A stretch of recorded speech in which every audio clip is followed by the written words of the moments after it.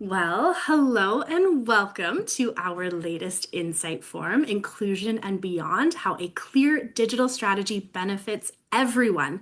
So, for those of you who may not know me, my name is Eilish Bonang-Smith, and I am the Communications and Events Strategist with GEO Nova Scotia, and I have the honor of moderating today's conversation. So, thank you all so much for joining us for what we believe here at GEO Nova Scotia is a very important discussion. So, as all of us in this virtual room right now know, the world continues to move online. And because of that, digital inclusion is no longer a nice to have. It's an essential service now. Having, access to reliable internet, to devices, and of course the digital skills needed to use those safely, that impacts just about everything these days. And as we'll explore further in today's conversation, all of that has an impact on our economy as well. So, what actually happens when we move beyond access alone? We start to build a clear, intentional digital strategy, one that actually creates better outcomes for individuals, organizations, and communities as a whole. Well, ideally, that's what we'll be diving into today.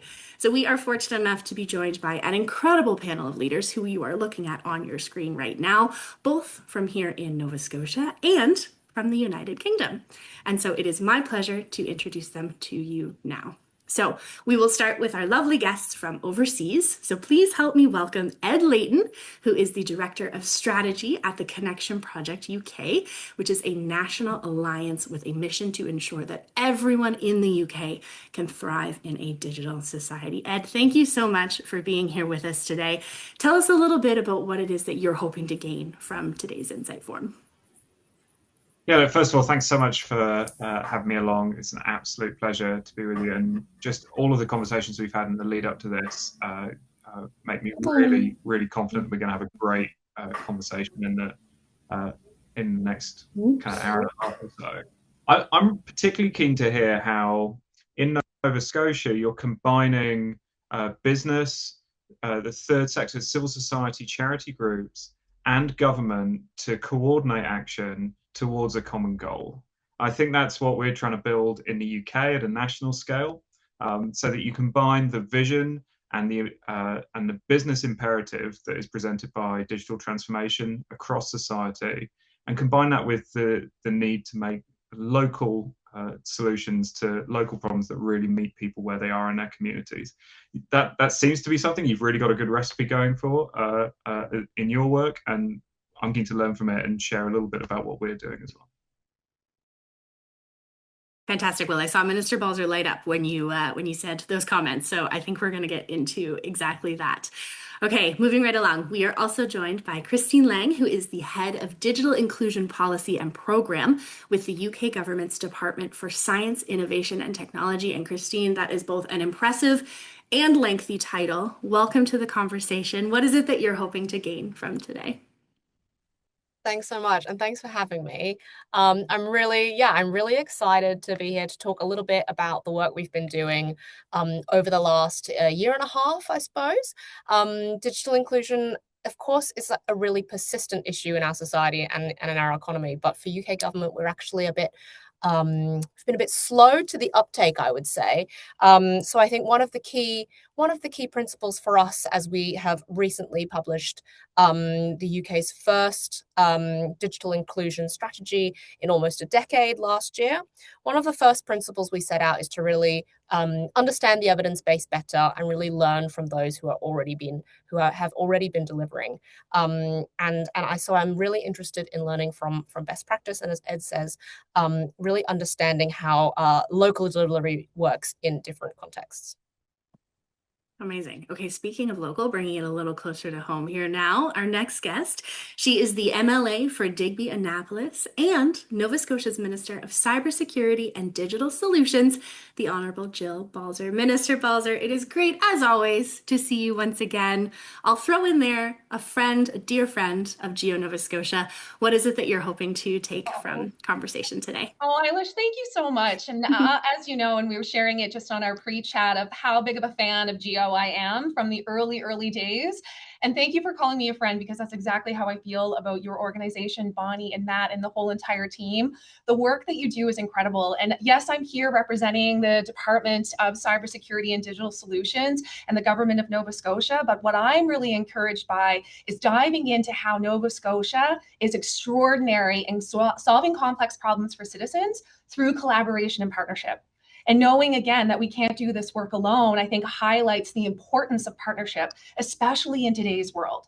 So for myself, I want to hear from our partners in the UK to learn more about the digital inclusion strategies that exist, because we also realize we're not building this from scratch, that other jurisdictions are moving in this space and they're looking at what other regions of our globe are doing. And we can bring that right back here to home here in Nova Scotia, our little province of Nova Scotia. So that's what I'm excited about for the conversation today, and just to learn more from our UK friends and to build partnerships and engage in a really positive dialogue. Awesome. It really is a team effort. It makes things so much easier. Okay, last on our panel, but certainly never least, GEO Nova Scotia's founder and Chief Development Officer, Matt Spurway. Hi, Matt. What are you hoping to gain from today's Insight Forum? Hey there. Before I jump in, I think there might be an echo if anyone else has their mic on. So keep an eye on that. If you're not talking, please stay muted. Welcome, everyone. Hi, Eilish, Jill, and Christine, and Ed. It's just so great to be here.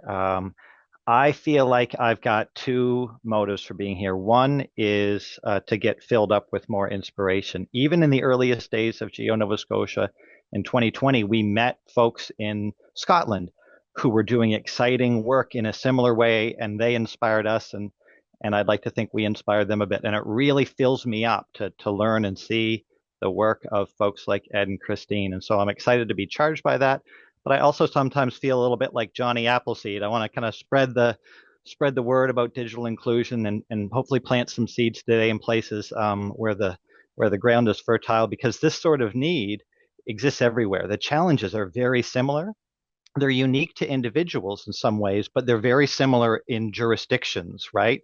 The challenges of connectivity and the benefits of digital inclusion. So I'm really thrilled for this today to be a piece of that journey and exploring what it means and how to do it here and abroad.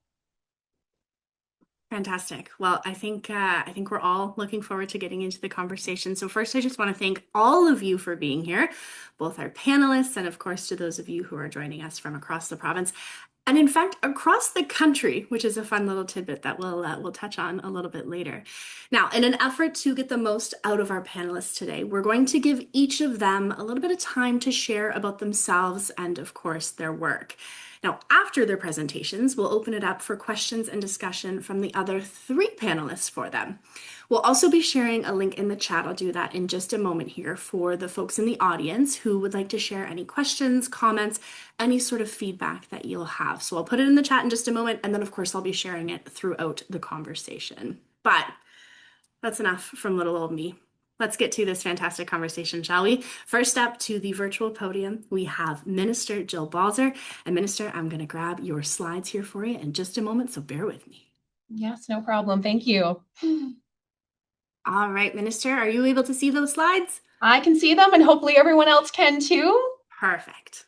All right, perfect. Thumbs are coming up on screen. Wonderful. Well, Eilish, thank you so much, and to of course Matt and Bonnie and the incredible team at GEO. Thank you for bringing us together once again for another Insight Forum. I can't believe it's been a year, Matt. You said last May that we had our first one together, and so to be able to continue to carry on the conversation, I think highlights the fact that this is an ongoing learning journey, and there's always something to learn, and there's always something new to explore.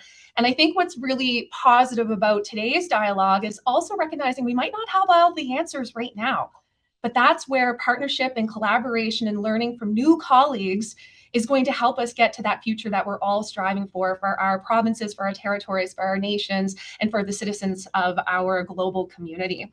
So these conversations matter, because digital inclusion is not something any one organization can solve alone. And I think that's what's incredibly important to highlight, especially right here in Nova Scotia, about how we can solve complex problems through partnership, collaboration that involves so many.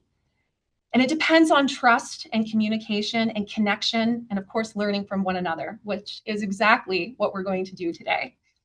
And so as it was shared, I am also an MLA, a member of Legislative Assembly in Nova Scotia. My constituency is of Digby, Annapolis. And I'm always thinking about citizens and their day-to-day needs. And so what drives somebody to come to a constituency office and what challenges they might be looking at for myself and my staff to be able to support them. But then also thinking about the role that I hold as Minister of Cybersecurity and Digital Solutions.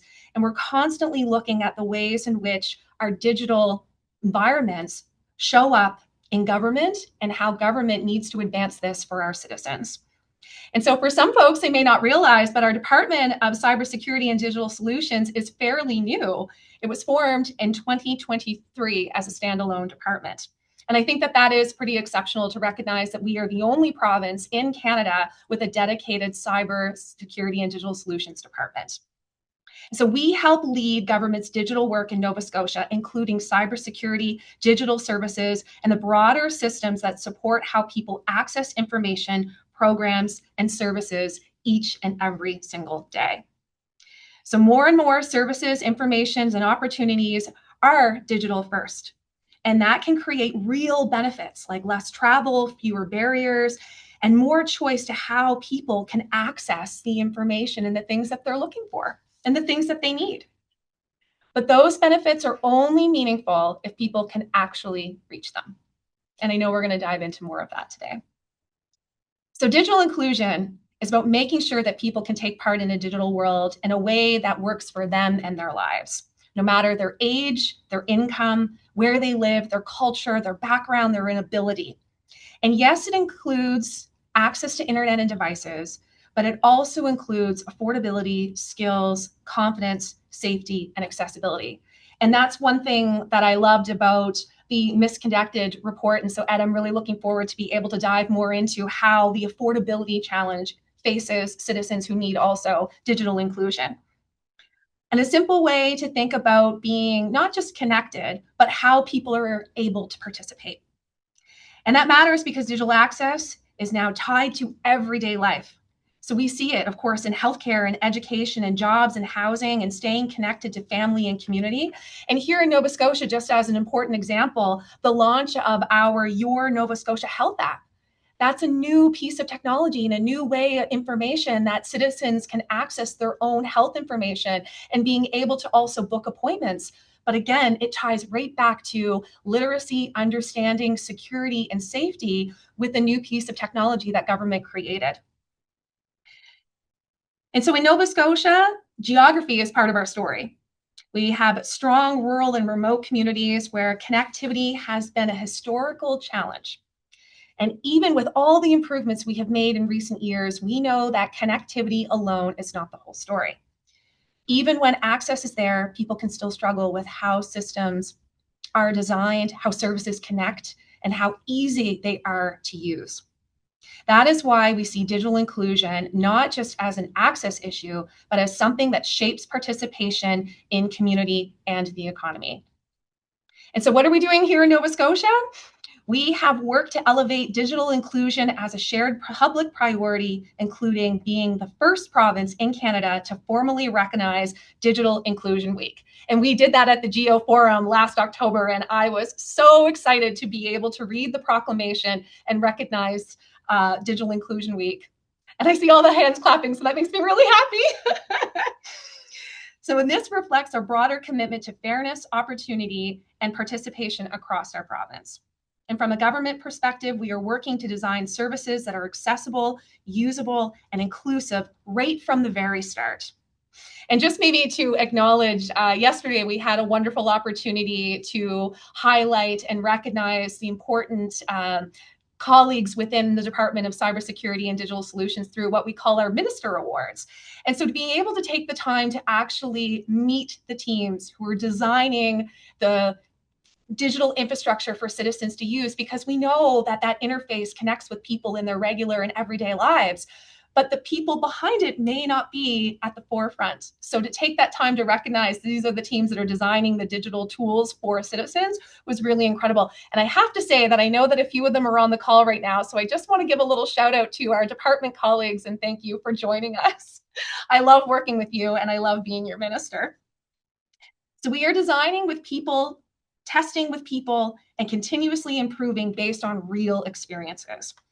We are also working across government and with partners to make sure that inclusion is built into how services are delivered and treated and how they shape and show up for citizens. And that partnership piece really matters because community organizations, groups like GEO, and many other people from groups that turned in today. So hello to everyone who's joining us. You are the closest to what people are experiencing day to day, and we have so much to learn from you as a thought partner, and that's exactly what I want our department and our government to be in this work as we move forward. They help us understand barriers, build trust, and connect people to services in real, practical ways. And so yes, the next, oh, this is perfect, Eilish. I was just making sure we were on track with the slides, so this is great. So at the same time, as it was mentioned, and we're seeing it and feeling it in every aspects of our lives, that our world is becoming more complex. We are seeing an increase in cyber threats and a rapid rise to new technologies like artificial intelligence, which brings a lot of speed to our digital world and a lot of opportunities. That changes what digital inclusion can look like. And yet the principles are embedded in inclusion, like partnerships and collaboration, become even more important. We are excited to learn more about how we broaden these important discussions and about the ways we as a government need to adapt as well. We have been intentional in our approach to AI and focused on how we can improve services for Nova Scotians. For example, we are building things like our novascotia.ca website chatbot, which we like to call Scotty, to help people find information they need from government more easily.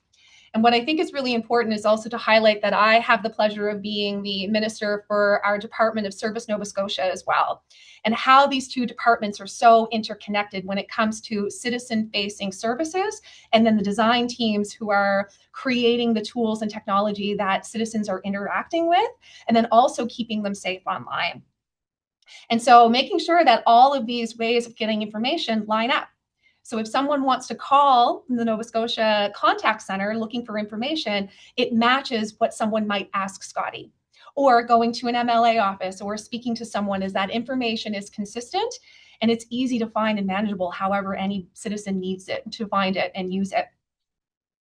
So something that I really want to highlight, which was important in our last legislative session and within our budget that just passed, we are also developing a cyber office for the first time to support relationship building and engagement with local business owners, community organizations about the questions that they are asking around cyber. This office will help us support our digital economy, businesses, municipalities, and other partners to really improve people's cyber resilience by connecting people in conversations about our digital world. It is no longer just about getting online. It's about feeling safe, understanding how to use tools, being able to navigate systems that are becoming more complex. And it also means recognizing that learning doesn't stop. Building digital skills is something that needs to happen continuously over time. So these are not challenges unique to Nova Scotia, which is why I'm so incredibly excited to learn from our partners in the UK. And then they're not unique to across Canada and then globally. They are important conversations happening about responsible use of technology and how to make sure that nobody is left behind. We have to start creating more spaces for these conversations. So again, thank you to GEO for creating this space for us today. And one opportunity that I have as minister is to engage in these conversations with our federal and provincial and territorial tables and at the leadership levels with deputy ministers and executive leadership. So we can engage in these conversations at the tables that we sit at too. And making sure that we have digital economy roundtables is something new that government has started with other departments. And we're engaging with community partners and organizations across sectors to continue this dialogue, and government will continue to show up and be a thought partner, as I mentioned, because this work is collaborative and it requires effort. It's not always easy, but when there's trust and respect built into the work right from the forefront, really anything is possible. And so I really look forward to the opportunity to learn from one another, to hear people's questions, and to continue on the conversation. So once again, to GEO, thank you so much for allowing me to share a little bit about what the province of Nova Scotia is doing and to engage in today's discussions.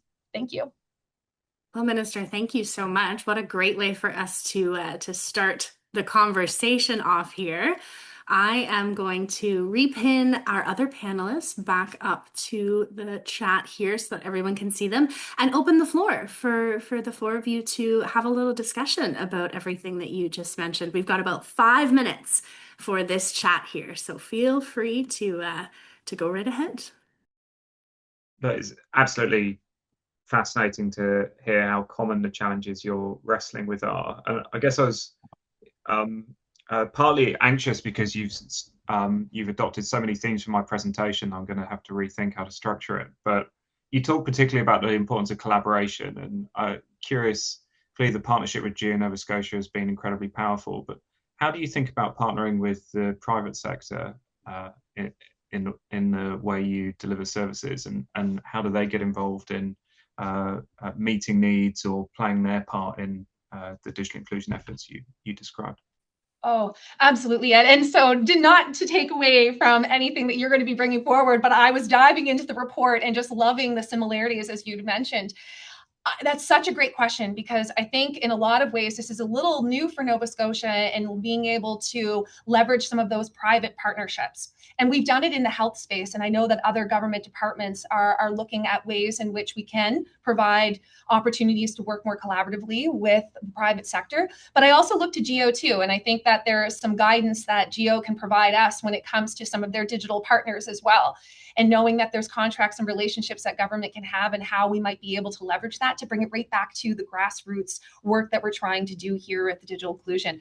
So I would look to Christine too, to be able to perhaps maybe there's some guidance that you can share with us around how the UK government is also navigating the private sector. But I think that this is where it kind of starts from, the commitment from government to look at our own digital inclusion strategy.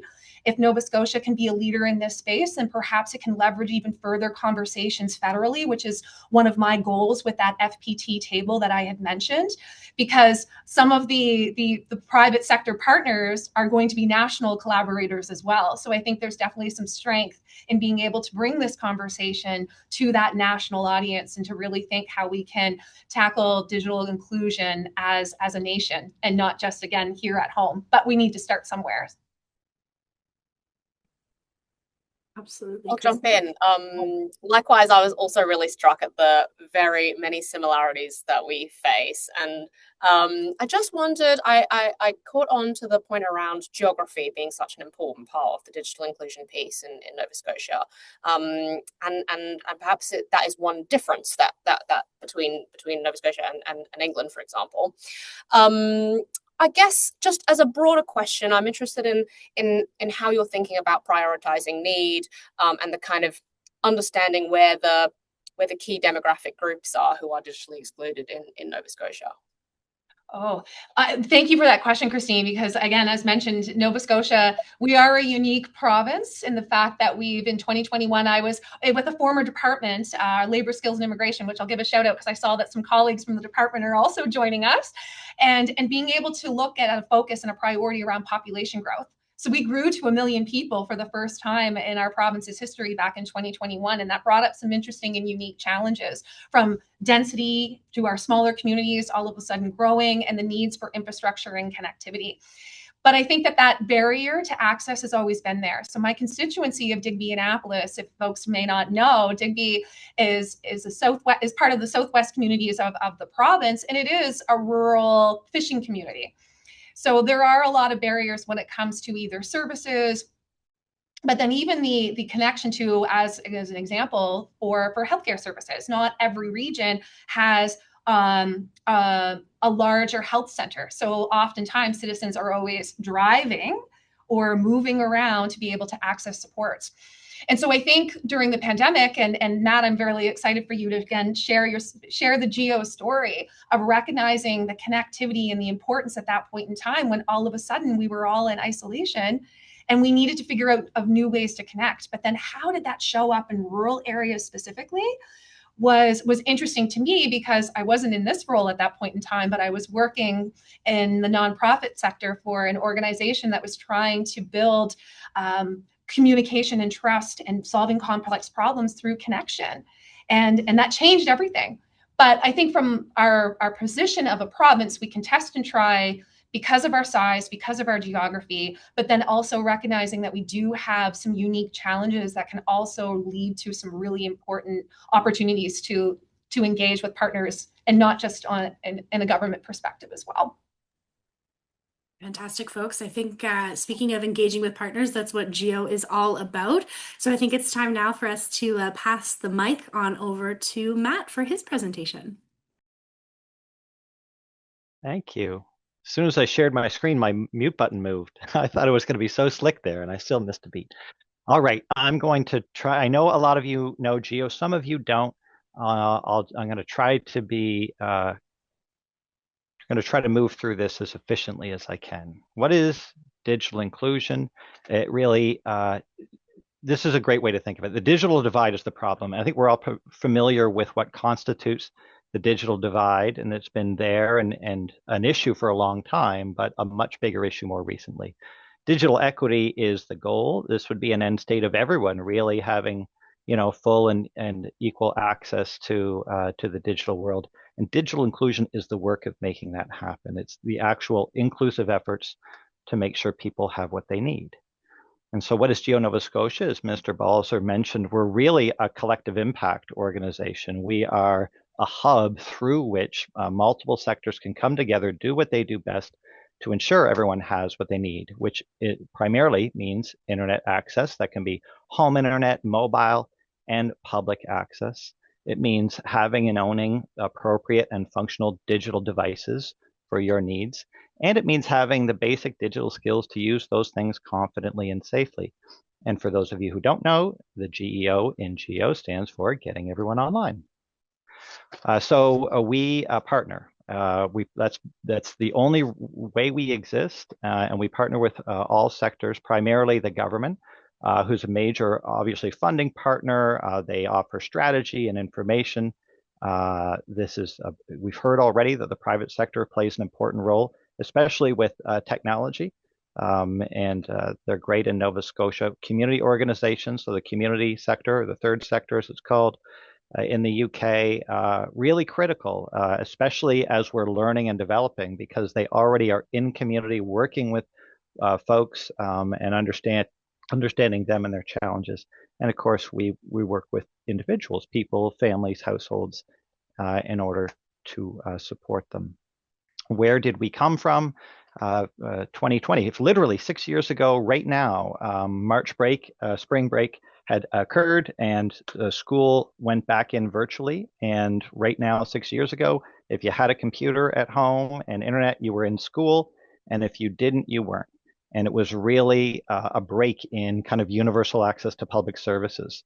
And it really created a two-tier society again. And so in Nova Scotia and Dartmouth North, where I was working, we started with a little bit of spare money that a nonprofit had, $3,000, and we began buying refurbished desktop computers and hooking people up with the internet. We used partners, as mentioned, to do that. That was successful enough to get some money for some one-time regional pilots across the province.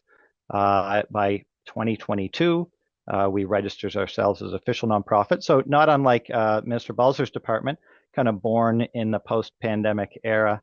And today now we're just about to cross 8,000 households, unique households in Nova Scotia that have received support from us. We've got 16 full-time staff, many of us working remotely, again, thanks to the benefits of the digital inclusion we want for everyone. And what do we provide? Well, so far, we've distributed well over 8,000 devices, Chromebooks, laptops, iPads, smartphones. We've done thousands of internet and mobile connections. And when we add up all the months of connectivity we've provided to Nova Scotians so far, it exceeds 90,000 months. So that's 7,500 years of connectivity that we've provided. Anyway, there's a neat way to look at it. We've also developed what you see here, the Nova Scotia e-mental health pocket guide. It's the size of a phone, and it's got all kinds of QR codes to resources that are already available, so people can not just get technology, but get key information about how to use that for their best interests.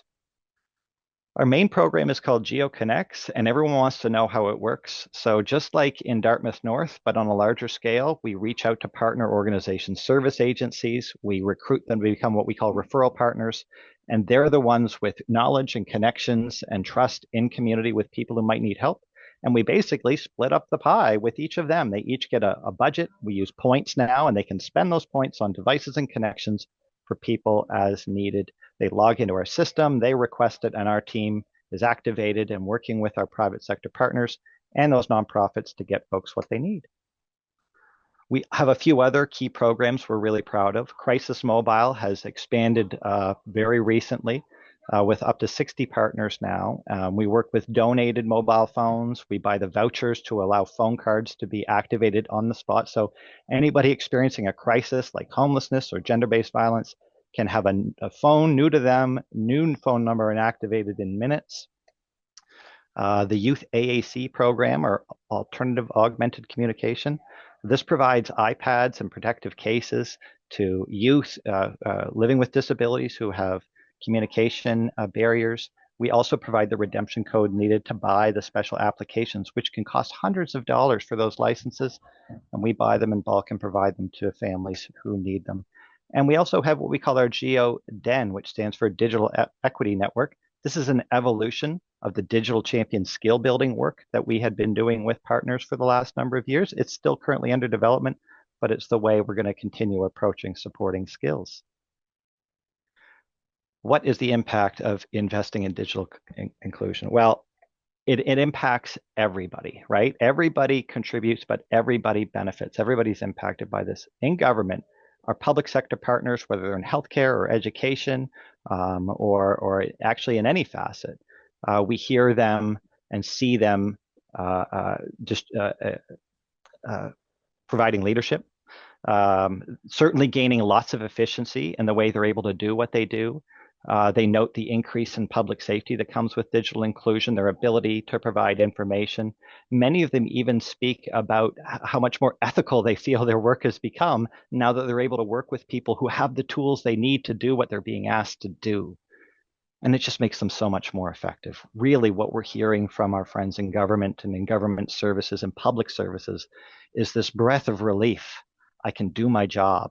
One of the folks from the EIBI program for youth students with autism said that GEO has supported my ability to work ethically and provide best practice. It was extremely disheartening when I knew a talker would be the best fit for a client, but they were unable to afford it. I would spend significant amount of time writing support letters to organizations, hoping we could secure funding, and spend a lot of time researching opportunities. So there's that efficiency and that effectiveness, quality people being able to do their jobs instead of being hamstrung by the fact that people don't have what they need. Businesses, of course, everyone in the province receiving the support is a customer or an employee. We're seeing innovation within businesses as they explore and find ways to provide digital inclusion and growth. And it also instills a lot of loyalty. There's the staff and those teams on businesses love being a part of this. The customer business relationship is stronger, and so is the business community relationship. It just provides a lot of value to the business sector, strengthening the market for everyone. Our community organizations are able to make stronger connections, reach more, share more, increase their engagement. They love it. Of course, we thrive on partnerships, and their impact goes through the roof. It allows them to help more. And as we can all imagine, the impact on individuals and families who are being digitally excluded, how much this can impact their health and employment, access to housing and education, of course, critical contact with family and friends. It provides hope, and we've literally heard them tell us it saved their life. Last slide. What insights have we gained? So as I've mentioned, everybody has a role to play in digital inclusion, and everyone benefits. And government leadership is critical, which is one of the reasons why it's happening here in Nova Scotia.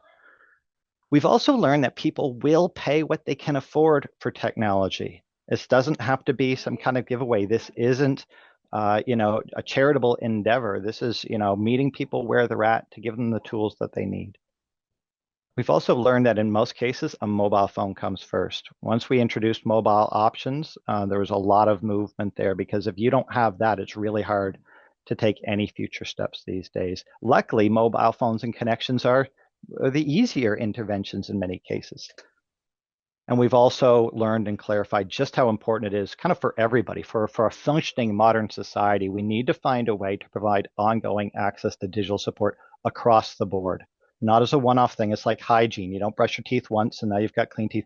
We have to find a way to keep at this at a society level to make sure everyone can have and maintain digital skills.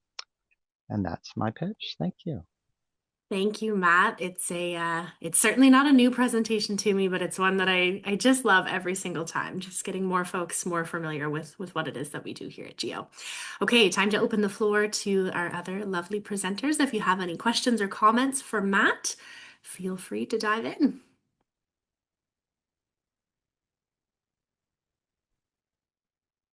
It's okay if you don't, because I think I did such a good job presenting that how could you have any questions? I said everything there was to say. I'm so interested in hearing from Ed and Christine. I will entertain questions, but I don't want to drag this out. That's Very all right. quick one, Matt. All right. I just wanted to ask about, I was really struck by the points system, the referral pathways, and like basically to incentivize greater referrals. An organization is able to collect points and then redeem those. How it seems really innovative. I guess like I would just love to get a bit more information about how you found it, how difficult it was to administer, whether like what uptake is like, and I guess what the impact's been like. Great, thanks. So this is a really interesting innovation in our programming. Until very recently, the budgets we distributed were a certain number of connections and a certain number of devices, and the partners could choose what kind of connection and choose what kind of device, and it was a 1-to-1 ratio. And that created challenges from a budgeting and a projection point of view, but it also really didn't give the most information and control to our partners to use those resources in the best possible way. So it's only just in our last seasonal launch, beginning of April, we converted to a point system. And so now a partner might get 150 points for the season, and they'll make selections that reflect the actual cost it is to deliver the type of mobile connection or the type of device. And so it incentivizes kind of being frugal, making the best of those points, but also, using as much of them as possible. So far, I think it's been really good. Like the key is, of course, to try to put as much information and decision making as close to where that information exists as possible, right? So our partners know what someone's needs are better than we do.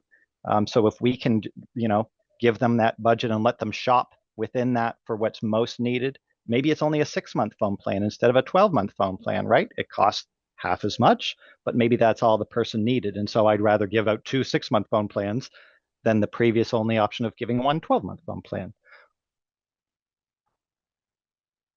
Fantastic. Okay, overseas we shall go. Ed, it is your turn to present. Thank you so much, and hopefully you can see those slides pop up. So, look, amazing, and I'll try not to take too long here because I'm really keen to continue that conversation on the ideas and explore what we can learn from each other in conversation. I guess I'd start from a reflection that so often the conversation around the digital divide, a term you're using in Nova Scotia, the same as we're using in the UK, the digital divide is so often used as a term in a context that means we can't do something. We can't switch this service off. We can't be more ambitious in rolling out a great new product. We can't start to move that because we've got a load of costs at serving a set of people who aren't quite ready yet. So it's used as a term to say something that we can't do something. The way the Connection Project are looking at the digital divide is a set of things we must do rather than a set of things we can't do. And that's what we're trying to unlock at the Connection Project by bringing together a whole load of private sector firms and a whole load of nationwide charities in the UK to unlock what must we do given where the modern world has already got to and where it's going in the next decade. Our reflection is that we've seen this movie before. We know the ending, and the analog service dies in the end. Spoiler alert. So we know that over time, through really good intentions, legacy services, analog services are kept online for a lot longer than they would ideally be like, and that inhibits our ability to invest in making great services with the most modern means available. Eventually, they get a little less available, they get the opening hours reduce, and eventually they're turned off anyway. And our experiment is, can we think more ambitiously about how we transition to bring everyone with us? So a lot of these brands you won't know, and some of them you will, but we're a not-for-profit company that's been established with funding from banks, broadcasting companies, and broadband industry. So all of the Bs, and there's probably an elaborate joke we could do about all of these industries walk into a bar together, but I couldn't quite work out the punchline. We're also funded by the professional services firms. So they're kind of Accentures and PwCs and so on, who bring really fantastic expertise. All of these companies, though, banks, broadcasters, and broadband companies, have legacy networks. They struggle with the same challenge of, how do I move to a more modern system? But they also struggle to know how to talk to and reach the people who are not yet online. In the UK, 2 million people, give or take, 2 million households do not yet have the internet in their home. So we thought this is a problem worth examining. How would we change that game to address this population? It's often perceived to be disproportionately older population who are in that group. And you know what? There's an element of truth of that. 75 to 84-year-olds, we found, are about twice as likely as the general population to not have internet in their home. But we know that it's more acute for the much older population. So 85 plus is not 2 times. 85-year-old are 8 times more likely to be offline rather than twice. We think this is largely because of when they retired. So if you retired in the early noughties, you were much less likely to have acquired basic digital skills and got used to that. Whereas those who retired between 2005 2015, many more jobs would have been digitized. If you worked in a hairdresser's, maybe you would have taken digital appointments by 2015. That's a sign that this is a moving challenge, and we need to keep educating people. And it's great to see the programs you're describing, that that continual support needed. If you retired 5 years ago, you weren't familiar with ChatGPT. This is a rolling challenge and a moving target, and something that's going to need continued focus. We have 2 boards. If anyone's run an organization with a board, you know that choosing to have 2 boards is not something that many organizations choose to do, but we've got our funding partners, the commercial companies, and we've got a board of charity partners who are nationwide and local charities from the third sector. They both get the same papers, and they both hold us to account. Are we thinking enough about citizens, and are we thinking enough about the commercial realities of these businesses? And that makes writing papers a non-trivial challenge, but it means we internalize the different interests between these different organizations and come up with a solution, I hope, that will better reflect both of their perspectives. And we work in partnership with Christine and the UK government and regulators across the different sectors. So I talked about 2 million homes. We looked at this really carefully, and the bad news is the problem's a lot bigger than that. It's not just about those who are offline. It's those who struggle to engage in digital services for all kinds of different reasons, whether that's a skills barrier, an affordability barrier, or a confidence barrier. We know 6 million people in the UK have dementia or Alzheimer's. 11 million people in the UK rely on someone else to manage their money every day. These are populations who digital solutions can be transformative about helping people, trusted people in their lives, support them, but there are barriers there to them being able to participate. We also found that 7 million adults in work lack basic digital skills. So the bad news was, in our report we published in March, we can send around to those who are interested in reading more, pretty much first off the bat, we found the problem was much bigger than we thought. So how are we going to go about solving this? How are we going to make change in a world which is getting more digital all the time, where being offline today or struggling to engage in digital services is much more exclusionary than it was 10 years ago, but in 10 years' time, it's only going to get more profound. So what we're trying to do slightly differently is 3 things. First of all, it was great to hear Minister Balzer talk about the relentless focus on consumer needs, on citizen needs. What is it that people need rather than their demographic characteristics? And so often you hear about this through, what are over 75s doing? What are over 85s doing? What are the less affluent demographics doing? Actually, we think going through needs is a more profound way. And the solutions that Matt was talking about is about referral partners are pairing needs with solutions. So we can talk a little bit about the needs segmentation that we did. Then we took marrying the commercial case to leverage these moments of switchover. We have an unusual constellation in the next decade of older services that are falling out of support that need turning off. Industry are racking their brains about how they do that without leaving anyone behind. Our proposal is that with the right support, they should be able to turn those off as quickly as they can manage, on the condition that they deliver more inclusively in partnership with charities and local delivery partners.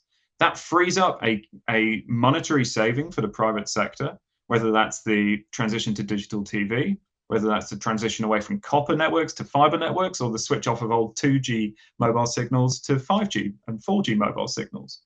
Doing those things quicker frees up a commercial return that far exceeds the cost of getting people online and providing support networks. We run it just on the sectors in scope for us. We think the return is 10 to 1 for the cost of getting people online in business savings. And at that point, the argument becomes less about who pays for these interventions, but who wouldn't pay. That's 10 to 1 for broadcasters, banks, broadband industry, and utilities before you've even committed so much as a single doctor's appointment that can be conducted online, or a remote health monitoring solution in the public sector. We just haven't even costed that, and it's still overwhelmingly positive. So beyond that word again, collaboration, partnerships, how can we blend the expertise and local understanding of delivery partners on the ground with the national vision needed to give permission for industries to move faster? And how do we take scalable solutions like the kind of referral partner model I believe that Matt's talked about, and go from pilots to taking off into something with a national scale? Do read our report. We've got a data annex as well, but we were able to earn the trust of some of the best researchers in the UK, and all of our charity partners, and all of our confidential business data as well from a lot of our member firms, and combine those in a data exercise which identified 7 segments for those who struggle to engage online. Some people are desperate for connectivity and face an acute affordability challenge. Others are just want to be able to participate in the modern world, but are always going to need others. Some people have a principled objection to the idea of digital. These are different needs, and we need to meet them in different ways, not judging or questioning those needs, but to find solutions which meet them. For example, if we were to migrate away from terrestrial TV, we need new propositions that isn't selling the value of a digital broadband connection, but is saying, hey, let's help keep your TV on. And by the way, we can get you more channels and a higher definition picture, more sports, and the subtitles will be better and driven off AI. Let's talk about that. So we can dive a bit more into this, but this kind of needs-based segmentation has completely changed the way we talk about it. Most of us will struggle with digital at some time in our lives, or have experienced one of these need states already. And all of us will support someone in our lives who does. That's why, absolutely, we believe that, exactly as Matt was saying, this commonality, that there are benefits at every level of society. This kind of transition, this managed, intentional transition designed to work for everyone, is absolutely in the interest of those who are offline today. Making people comfortable on legacy services, which we know in 10 years' time are going to be turned off anyway, ducks and avoids a conversation that is going to be more difficult in a decade's time. It's better for people who are online today, because not only do their services get cheaper if we can turn off legacy systems, but it also means that it's easier to provide support to people in our lives through things like improved third-party access. This benefits communities by ensuring that everyone can find out what's happening in their community and connect with it, but also it's profoundly in the interest of businesses. That benefits the macroeconomy and a more vibrant participative, connected society. That's our vision. We now are at the stage where we're trying to stitch together a blueprint, a plan with schedules and dates and new private sector commitments and public sector permission to go ahead with this and deliver it over the next decade. So how are we doing that? We've got it in five categories. We think that we need to ensure reliable access to modern connectivity is not just available, absolutely, including in rural areas and fishing communities we've got as well, but is actively taken up, and that affordability is no longer the barrier it is today. We then need to design services so that they're not just easier to use than they are today, particularly for those services that everyone needs to make use of. But we need to design services so that they're more consistent across those essential sectors and public services, so that if the home button is in the same place for all of those services, when I start using one service, it compounds my confidence to use another because it feels more familiar when I start using it. We need networks of practical support to be available for those who need to use it and as new services are brought on stream. And we need to sequence these transitions in a managed way with ambition as to what is achievable, but caution as to make sure that we are meeting the conditions and bringing everyone with us at the same time. All of that needs to be underpinned by clear accountability for industry and for government and regulators working together to make sure that all of those outcomes are happening. We've got some ideas about what that involves. I've talked about a few of them. This is a little sneak preview of where we're hoping to come out in our next stage. Our March report was super fun to write. We pulled all of these data together. We did international comparisons. We met people like GEO Nova Scotia and had amazing conversations. But let's be honest, it was the easier part. We were admiring the problem and trying to distill it. The harder problem is to solve it. And we think finishing the build of infrastructure, treating broadband as an essential service and affordability is absolutely part of how we deliver reliable access. We've got ideas on usable service design that I've talked about and how to start stitching together a nationwide system of practical support, but also third-party access that allows trusted people in your lives to help you do digital things and making those routes easier for those who depend on it. I'm going to stop there. That's our vision. That we're sharing a little more than we've put out publicly today. So this is your exclusive preview. But what we're looking to do is to work out loud, because the best ideas are already out there. We're not looking to duplicate or replicate any thinking that's already been done. We're looking to stress test it with all the people who are trying to do this in practice and stitch together a blueprint for how to make a digital UK that works for absolutely everyone. Thanks so much for listening, and I look forward to the conversation. Thank you for that, Ed. My goodness, what a in-depth dive in such a short amount of time. I'm impressed. We'll open the floor to our other panelists because I imagine there's at least a couple questions coming your way, Ed.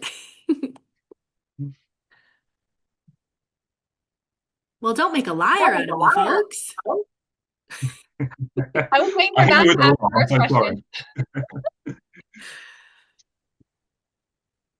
And I just want to say, amazing presentation, and just the amount of work and trust and everything that went into the incredible list of partners that you created. So I was kind of thinking of the question that you opened asking me about the private sector and engaging them in this space. And I'm thinking of the role of government specifically. We've got an incredible partner, and I mentioned how the province, with partnerships and collaboration, we do that extraordinarily well. But I know that there are other folks that we need to pull into this work. So maybe you could give us as a province some advice on maybe how can we maybe engage with our private partners and the business sector a little bit more, or maybe even just how government showed up in your work specifically. Because I think a key takeaway for myself is what can the province of Nova Scotia do a little bit differently as we continue to advance digital inclusion for our citizens? Look, I mean, thanks for the question. I think in some ways we've got a lot to learn from you about the trust you've been able to build between all of those different partners. And yeah, we're working super closely with Christine and the team in the UK government, also the regulators. So we have I joined the Connection Project after 15 years at the UK's telecoms regulator, Ofcom, and 15 years in, I've been thinking about how to get a strategy to get fibre broadband rollout. For a long time. When we published that strategy, we had 2% full fibre coverage in the UK, and it just passed 80%, kind of about 10 years on. And then I thought about, okay, so can we move TV online, and how do we do digital inclusion and media literacy and improve people's safety online? And what I realized is that you can only do so much from the regulator. And I think that's my answer to your question is to build the partnerships that are necessary to deliver a digital society that works for everyone. I think everyone involved needs to have confidence and humility. So confidence that they have a part of the answer, that they have things that they can uniquely contribute, but also the humility to recognize that you don't have all of the answers. And it's going to need, business can do things that the regulator can't. And charities can build trust in a community in a way that a regulator or even central government can't. And it's only through partnerships built on confidence and humility that we can solve really big challenges. And my goodness, digital inclusion is one of them for our age. That's awesome. I'm going to jump in and say thanks, Ed, for saying a bunch of things that I've been saying as well for the last number of years. It's just more impactful when you hear it with an accent. I don't know why. I am interested a little bit more. One of our experiences, I would say, is because of where we started in community, grassroots, helping individuals who are struggling in need, and it's kind of grown with that. And that has been a great lightning rod. But I also feel like it can limit people's perspective on digital inclusion, maybe because it feels like it's a charitable endeavor, right? We have something, they don't have something. Here you go. I feel good. Maybe you're better.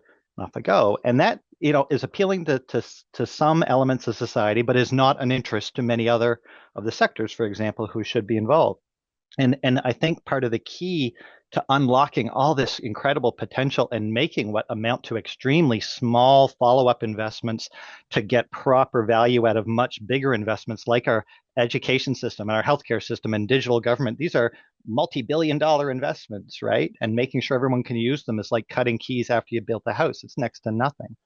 But how do we get people to really understand that benefit? And part of your study talks about the economic impact, the GDP growth, the benefit, financially, and financial health for people and individuals, communities, provinces, countries. This is really important. You can't do much else if you don't have financial health too. So I'm curious to learn more about what you found there and how different sectors are responding to that side of digital inclusion, the kind of the dollar and cents value and not just the kind of individual impact value. Yeah, and it's a fascinating intellectual exercise, this problem, because we're genuinely trying to approach it from different sectors and to look at the national case for embarking on a campaign of this kind, a national project in the next 10 years, if that's not too grandiose.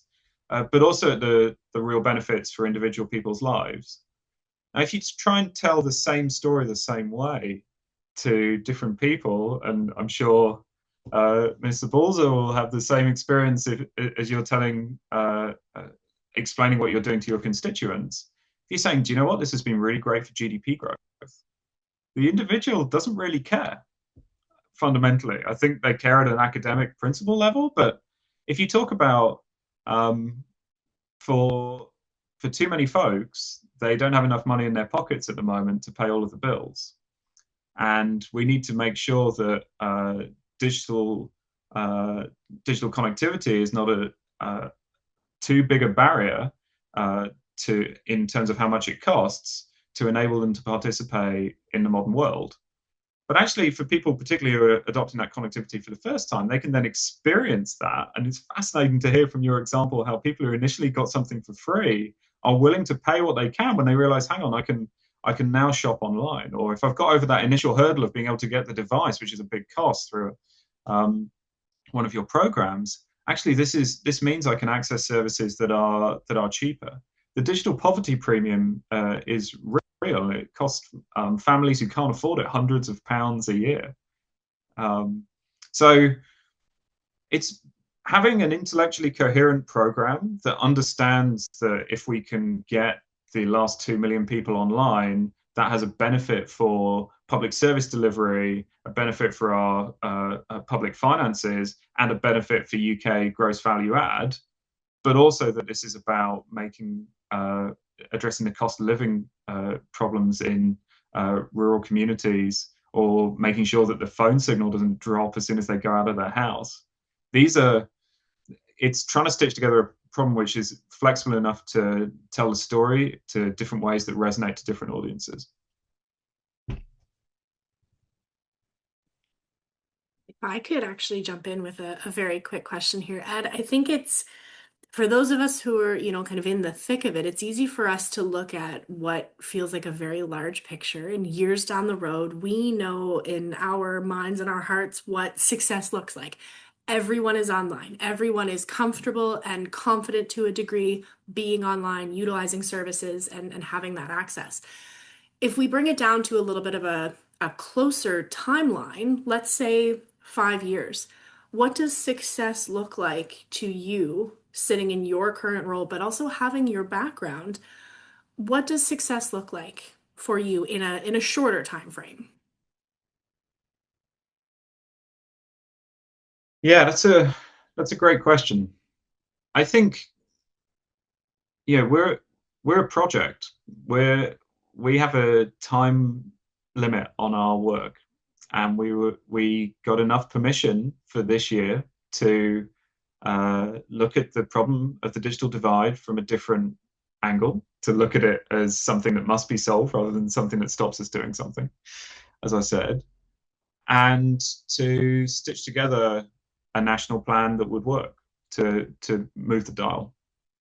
Success for me in a few years' time would be taking the ethos of what we're trying to do and to build that into to take that into the next phase of actually delivering change for people in communities across the UK, to scale what is working really well. And I'm sure Christine will tell you about the amazing pilots that schemes that the government's Digital Inclusion Action Plan has funded. Let's work out the best of those and scale those. We've got a live pilot of our own. We've got 200 homes in a community who are very limited in their digital use or completely new to digital.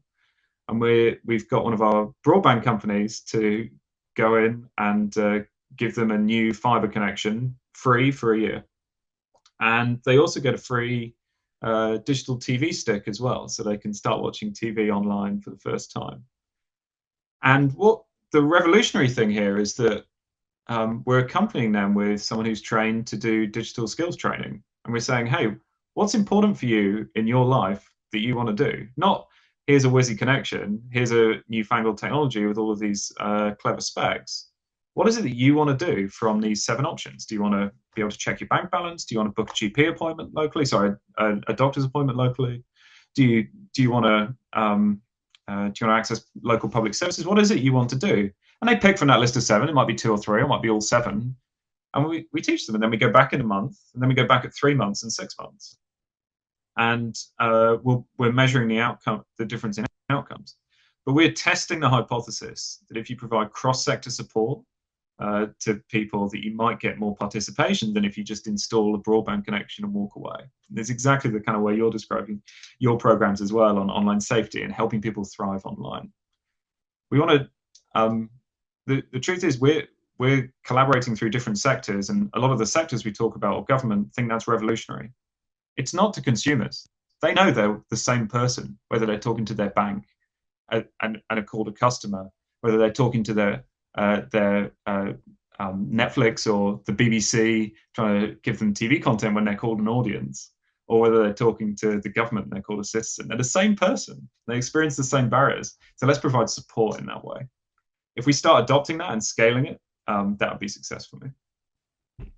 Love that. Truly meeting people where they're at and helping them in that space. I love that. Okay, Christine, I'm excited to hear from you. You're going to bring it all home for us now. Feel free to go ahead and start your presentation. Sure, thanks. And I don't have any Swish slides prepared, but I thought I would talk a little bit about what we've been doing in UK government on digital inclusion over the last, I'd say, maybe 18 months or so. But first, I'll just big shout out to Ed, because the work they're doing in the Connection Project is so valuable and so useful to us.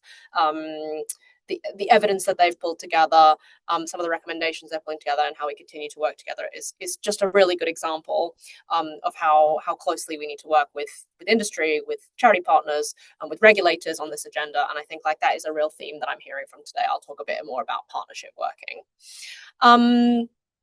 So to set the scene a little bit for digital exclusion in the UK, we estimate that about 1.7 million households in the UK still lack home internet access, but many millions more don't have basic digital skills.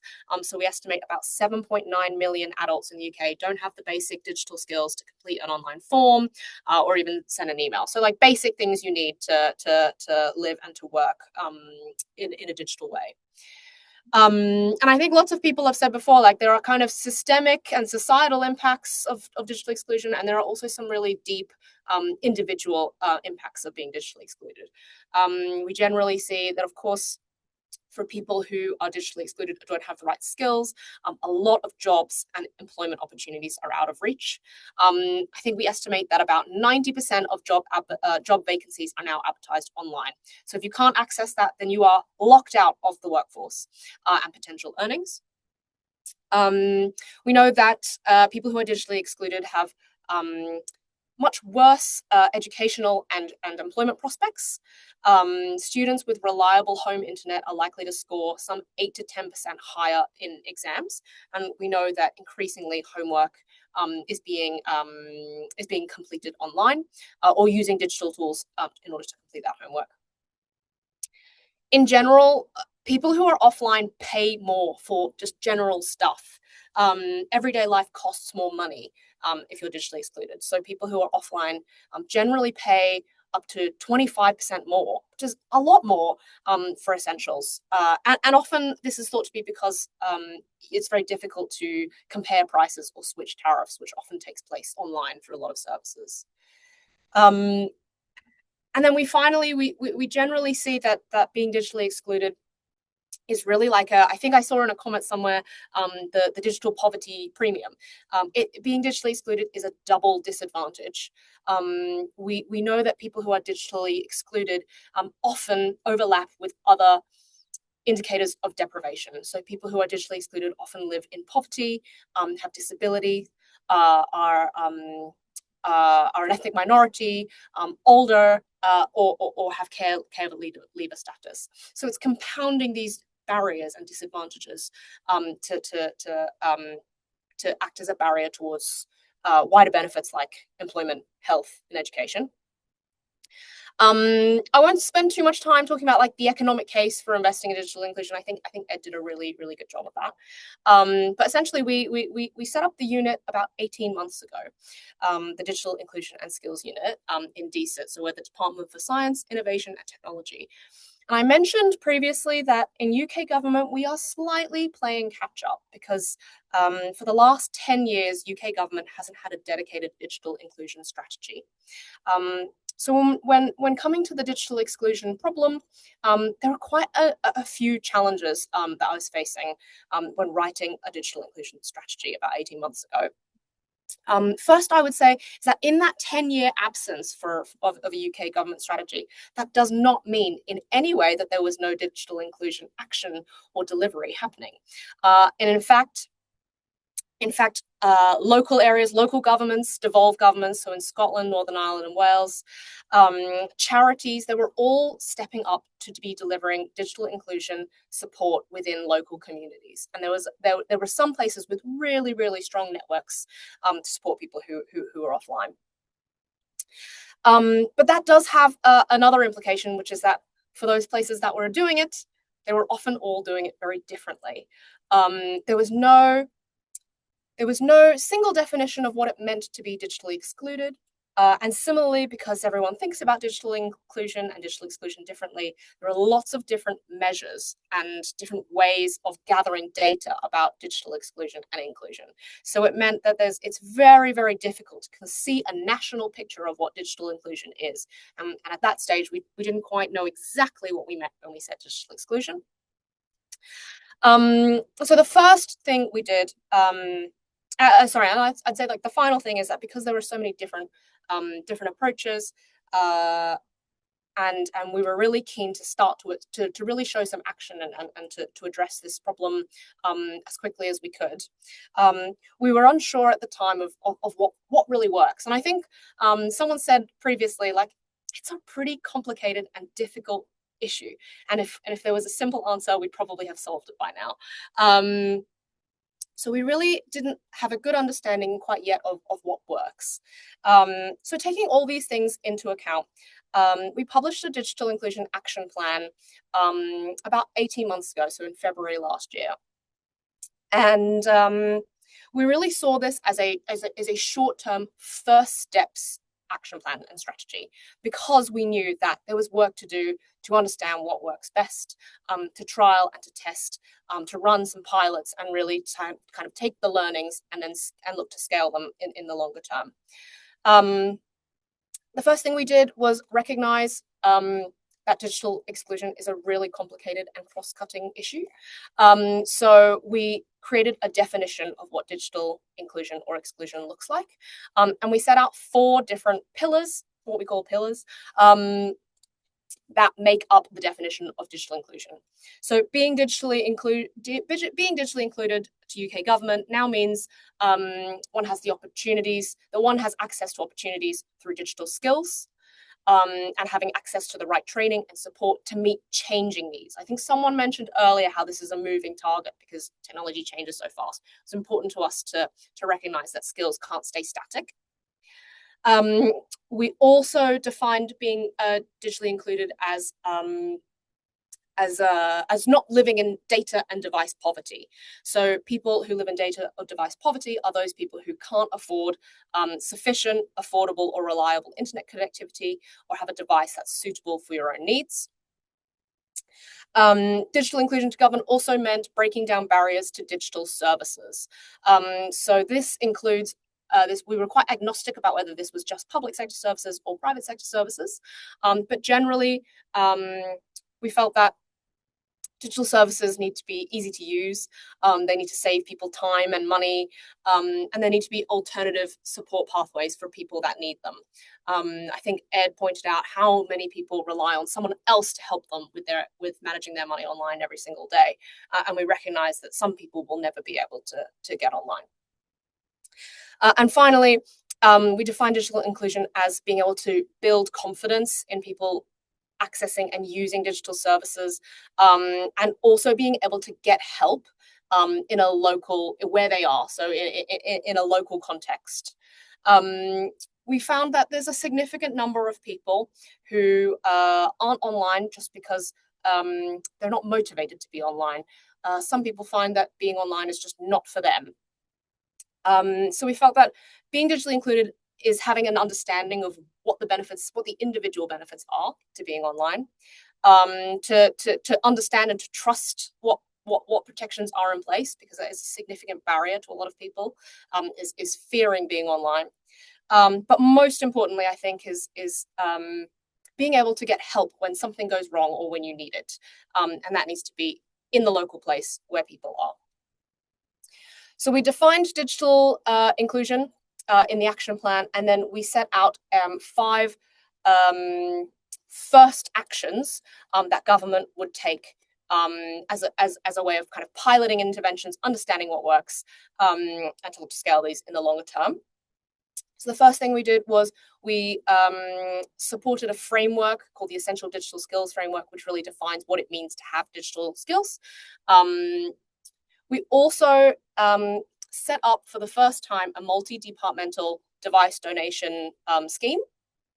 So that means that in my department, in the Department of Science, Innovation and Technology, and a couple of other government departments, our old laptops now get refurbed, they get securely wiped, and then they now get donated to people who are digitally excluded. And we really set that up to understand, well, one, to kind of demonstrate government leadership in this space, and really demonstrate, because we handle official sensitive information every day, but to really demonstrate that it is possible for large-scale corporate organizations to donate their devices, but also for us to build a really strong understanding of how these kind of schemes work. As part of this as well, we also worked really closely with a charity called the Good Things Foundation, Vodafone, and Deloitte to publish what we call the IT Reuse for Good Charter. So it's a voluntary charter which any organization, public or private sector, can sign up to,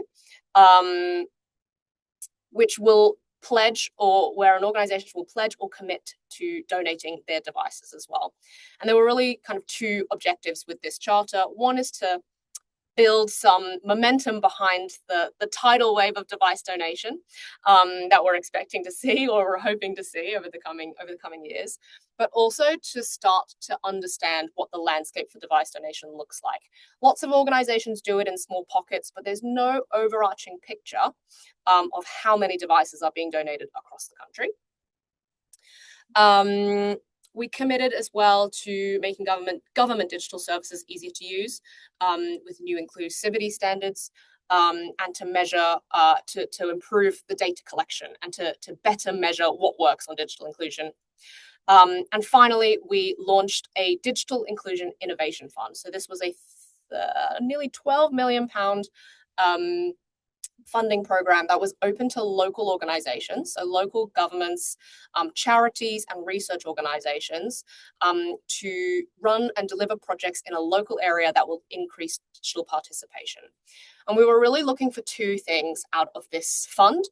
One was to understand best practice, and to look to see what really works in a local community, and to look to scale and replicate that in the future.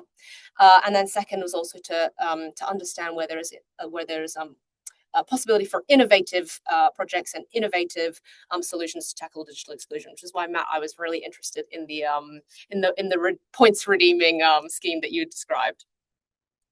So those were the first 5 actions we committed to, and over the last 12 months or so, my team has been delivering across all of those, and it's been really exciting, actually. And we're sitting on 12 months later some really, really valuable, rich data and learnings that have come back.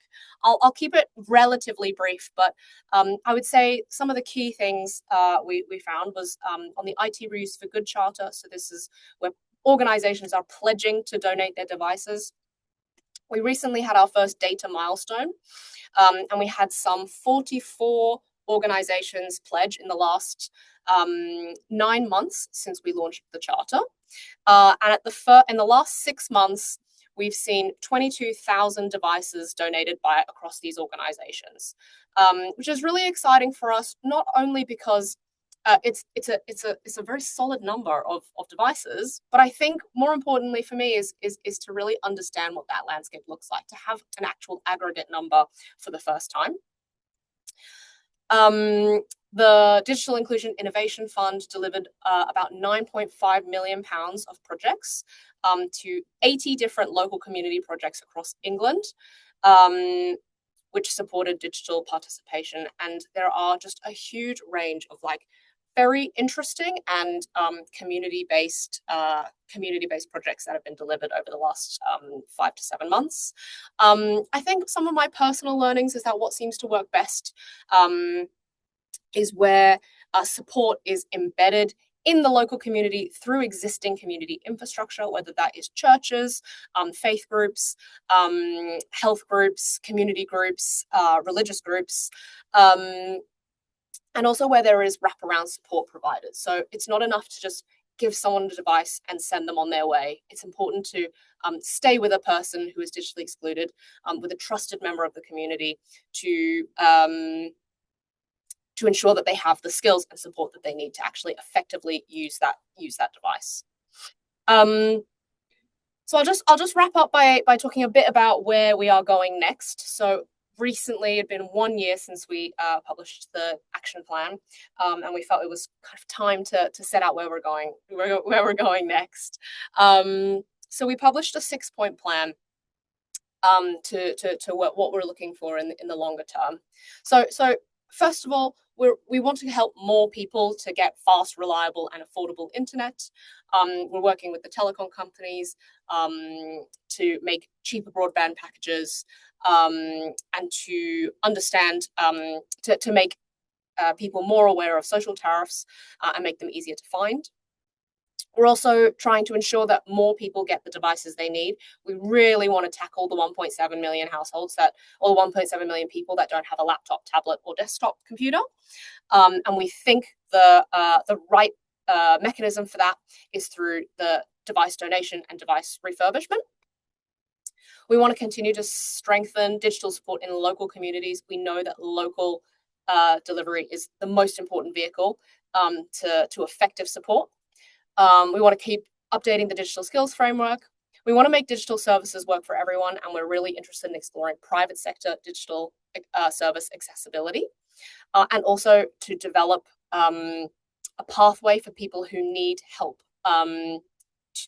from someone else to access digital services on their behalf. So we're exploring delegated access routes for key digital services. And finally, we want to ensure that digital inclusion is embedded across government departments, because we know that it's cross-cutting. It needs to sit in our health system, our education system, our immigration system. So we want to make sure that all the support that government, all the services that government offers has digital inclusion built in right at the heart. So I'll leave it there. Thank you so much, Christine. Obviously, this is a topic that we could clearly go on and on about for days at a time here, but we are going to, we're butting up close to that end of time here for us. So we're going to go to Minister Balzer for one quick question for you there, Christine. Well, thank you. I better make it a good one if there's only one. But I do see a wonderful comment in the chat. Matt, I think that just sums it all up. Can we borrow your strategy there, Christine? I think that you've created such an incredible roadmap for a jurisdiction like our province, and for even potentially Canada to be able to mirror. The last point that you made, I think, was really resonating with me. And I'm coming from a position of being an elected official in government, that there are a number of competing priorities. And now we know that governments around the world are facing fiscal challenges. We're looking at growing our province and the economy in a number of different ways that perhaps historically we hadn't before. And that's coming with some interesting challenges, but also making sure that Nova Scotians can directly see that transformation and that impact. How does the UK government prioritize this across departments, and what advice could you give to us? Because that resonated with me. Is it's important for us, and we can see the value, and of course for everyone on the call today, we believe it and we feel it and we want to strive for it. But perhaps with those competing priorities, how can we as governments enable this to be able to happen so that our partners can continue to do great work with us? Yeah, it's a good question, and not an easy question as well. But partly I'll also point to some of the work that Ed presented on earlier, and the work that the Connection Project does. I mean, I think some of the most valuable work that the Connection Project offers is to be able to provide that business case and the rationale for the digital transformation, and why investing in digital inclusion kind of benefits not only individuals but society and the economy at large. But absolutely, I think having a digital inclusion and skills unit in government, it is a priority for our department, and part of our mission is to embed this agenda across wider government services, which is a real challenge, as you say, with always with competing priorities. I think the way I personally think about it is, of course, digital inclusion is not an end in and of itself. It's not really meaningful for a person just to get online. It's to be able to access the opportunities and benefits that come as a result of being online. So we understand that digitally included people have better health outcomes, better personal financial outcomes, better employment opportunities. And I think that being able to illustrate across the range of different benefit pathways and to be able to quantify that is really important for us in being able to make the case for why embedding digital inclusion really matters for every government department, not just ours. There was something else I was going to reflect on, but I think the short answer is really demonstrating why it matters to each individual department, to each individual service that government offers. Fantastic, folks and ladies. Thank you for speeding through your final answer on that so that we can, in fact, wrap up on time. We've kept folks on this beautiful day here with us. And so before we do go, I just want to extend a heartfelt thank you from everyone here at GEO to every single one of you on this call right now who took the time to be here with us today. Our lovely 4 panelists who shared your insights with us all. We are just beyond grateful. Because of the time zone, I just want to highlight, because of the time zone difference, our UK friends have extended their work day into the evening. thing just for us. And we are so thankful to you both, Christine and Ed, for doing so. Minister Balzer, as always, it has been a pleasure having you share your enthusiasm for our province and the future of digital equity here in Nova Scotia. And Matt, truly none of us would even be here today if it weren't for the vision of a digitally inclusive Nova Scotia that you have nurtured over the last 6 years and then some. I also, like I said earlier on the call, I did want to just give a special shout out to the guests who are joining us from outside both Nova Scotia and the UK. We were quite excited to see that we had some participants from other parts of Canada, but also other parts of the world joining us, both BC and even Scotland. So hello from Nova Scotia to you. Hearing how different regions, organizations, and governments are all approaching these very common challenges, it helps all of us move the work forward together. And that's really what it's all about, isn't it? Okay, we hope that you will join us virtually again or in person. That will be an option as well at GeoForum 2026. Our UK friends, come on over. It's a quick flight, I think. That, of course, is taking place here in Halifax during Nova Scotia's second annual Digital Inclusion Week. That'll be in early October, so stay tuned. We'll send some details your way a little later on for that. Okay, to everyone who joined us today, please do not hesitate to reach out at any time, whether you have questions, ideas, resources to share, or you simply just want to keep the conversation going. We are open to all of it. And an easy way to get in touch with us is to just click that link in the chat. Matt, I believe, just posted it for us again.